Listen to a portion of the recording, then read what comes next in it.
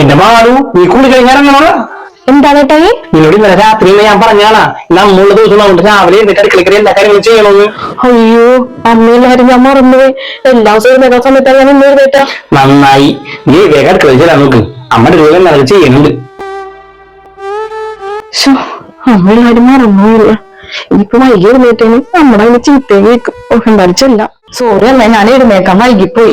സാരില്ല, ചായക്ക് കടികളുണ്ടാക്കിയ ചിലവ് വിളിച്ച് ചായ കുടിക്കാൻ നോക്ക്. ഞാൻ വൈകി എഴുന്നേറ്റേന് അമ്മ വഴക്കൊന്നും പറഞ്ഞില്ലല്ലോ. അമ്മേ എന്താണ്? ഞാൻ വൈകി എഴുന്നേറ്റേന് അമ്മ വഴക്കൊന്നും പറഞ്ഞില്ലല്ലോ. അതെന്താണ്? ഞാനിങ്ങനെ മോളെ കുറയണത് ഞാനിങ്ങനെ ഞാൻ വന്ന സമയത്ത് ഇത്തിരി കിടന്നുറങ്ങണമെന്ന് ഞാനും ആഗ്രഹിച്ചതാണ്.